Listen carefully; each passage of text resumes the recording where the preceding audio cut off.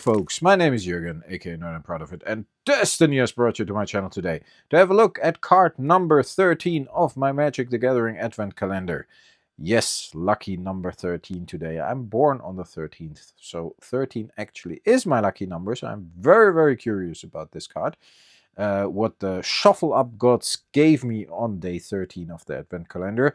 Just to give you a little bit of background, I know I say this almost every day when we open cards in the Advent Calendar, but I bought 24 unlimited cards, added a couple of Antiquities Artist proofs, shuffled them up, put them in little bags here, put a number in it, and made an Advent Calendar. So every single day in December, leading up to Christmas, I'm going to add a card I'm still missing to my collection.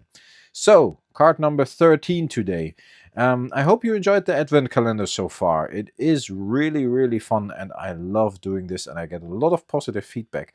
And actually, people are very excited about the Advent Calendar, and we gained a couple of subs. So we are getting closer to the 2,000 subs, which is a goal I would like to achieve this year. Still, there are only like 20 or so missing, 20, 30, something.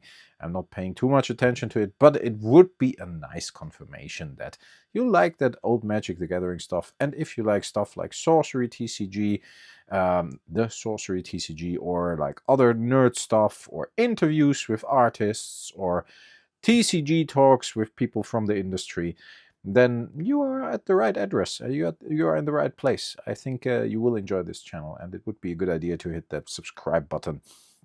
Folks, let's, without further ado, this is the main event of the evening. Card number 13. What do we get today? The Mana Short. That's a nice one. Oh, it sounded a bit like Homer Simpson now. Beer. Yes, the Mana Short. I'm quite happy with the Mana Short. It's a blue card, and I'm not missing a lot of blue cards in the set. And I actually had this card back in the day because I had a lot of blue cards. I played blue, and then at a certain point I played red as well. Let's move the mouse so we got the light from the screen here too. And I can't remember when I've seen the last time, when I seen this card the last time in my collection. I don't know where they all went, because I had a couple of revised ones. I don't believe I had an unlimited one, but look at the print. This is very nice. You get some unlimited cards that have a very dark print, and the Mana Short is actually one of them. Nice one. I like it. Very cool card. All opponents' lands are tapped, and opponent's mana pool is emptied. Opponent takes no damage from unspent mana. Yeah, back in the day, you actually had mana burn, which was the case when you tapped the land, or you had mana in your mana pool and you didn't spend it. You got 1 damage for every mana in your mana pool you didn't spend. This, of course, at a certain point was taken out of the game. Even then, with some cards, like the Icy Manipulator, we tapped lands, and once the land was tapped, it produced the mana, and people got damage. That was how we played back in the day. That won't work today anymore. Obviously, I think it shouldn't have worked back in the day neither, but it is what it is. Instant, but it's a nice instant. I think this is not even too bad. If you play this like in the upkeep or something, you can block somebody for a whole round, right? Still today, because you don't. Do you take mana over into the next phase from the upkeep, untap, upkeep, draw, main phase, attack, and then second main phase? I'm not quite sure. I play according to the old rules, and I think the old rules, mana didn't cross over from phase to phase, but not quite sure how it is today. Let me know in the comments if this is still a good card in Commander today, and you can block somebody if you play this early in the round from actually spending their mana, unless they have an instant, of course. But for the rest, spending their mana in the rest of the round would be very interesting to know. Yeah, very nice card. Condition should be pretty good as well. We had some nice conditioned cards here, and this is no exception. Mana Short is one of those cards that wasn't that easy to find, I have to say. In general, Unlimited Unlimited cards are getting more difficult to find even nowadays. It's weird. I think it's an interesting observation that the cards are picking up, and I don't think a lot of people are talking about it, but prices are ticking up a bit, and I'm not saying there's a big boom going on or whatever, but prices are ticking up a bit, cards are moving up a bit, some cards are more and more difficult to find. I see unlimited sales all the time of iconic rares like Balance, or what else do we have here, like Crusade, which of course is not cultural appropriate anymore and therefore even more rare. These kind of cards are interesting and moving constantly. There are a couple of others. Even the Power 9, I think, have ticked up a bit again as well. The blue cards, let's have a look what we're still missing. We got the Elemental, the Ancestral Recall here, of course. Then we got this page complete with some highlights like the Copy Artifact, Counterspell, Reserved List, Brain Geyser, Clone, really cool cards. I even love the Control Magic and the Drain Power. I love these kind of cards. Very, very iconic, very cool cards.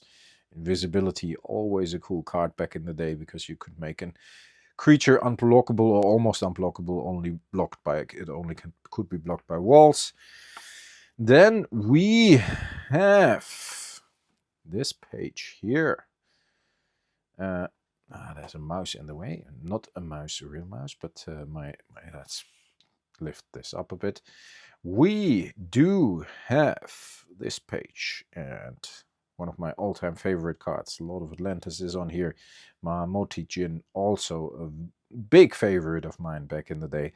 As you know, I just said, I think in the beginning, I played blue, and I loved these cards. These were the kings of the air, like the Jin and the Air Elemental, and even the Phantasmal Forces were not too bad, although they had 4/1, but they didn't have the double blue mana cost, which was helpful sometimes. Merfolk, of course, super, super iconic. Let's add the Mana Short, which obviously fits in here, to the collection. Last look. Very, very nice. That's another page down. Not too shabby, not too shabby. This Advent Calendar is getting us somewhere, folks. That means, looking at the next page, at the Time Walk here, of course, very, very iconic. One of my all-time favorite cards to play back in the day was the Psionic Blast, also very iconic. And for the rest, some really, really cool cards. Awesome artwork by Jeff A. Mangus here with the Sea Serpent. I've seen a painting, really big one, a repaint of this. Looked fantastic.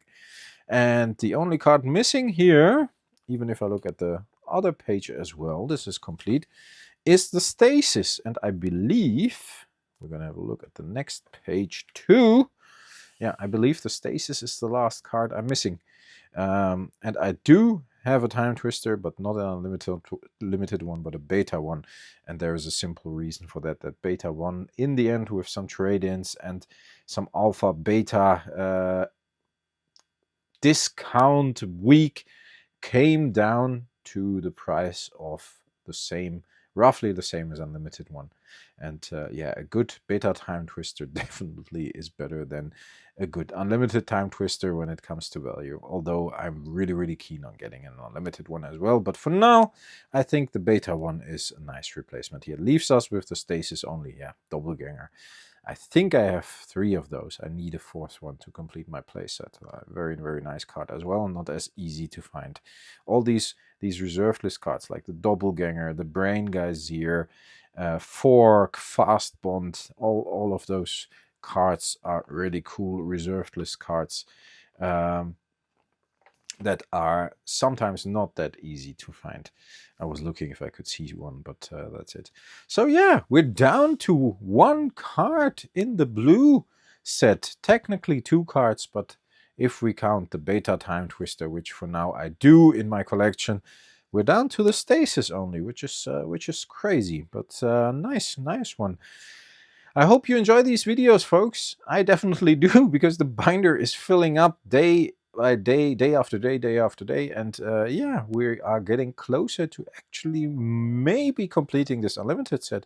There are a couple of heavy hitters missing, like a couple of how do you say, couple of dual lands and a time vault and these kind of things. A couple of the more expensive artifacts like the Winter Orb or Tomb. How do you pronounce it? Tomb, Never's Disc, these kind of things. Overall, we're getting somewhere. We're definitely getting somewhere. Like rares like this need to be out of the way as well, and you first need to find them and get them and actually add them to the collection. Very cool. I hope you stay healthy, folks. I hope you stay frosty. Until next time, thanks a lot for listening, and see you again for day number 14 in the Advent Calendar tomorrow. Have a look at one of the other videos I'm putting here. Also an Advent Calendar video. Maybe you like that one too. Would be cool if you could check that out. Bye, folks.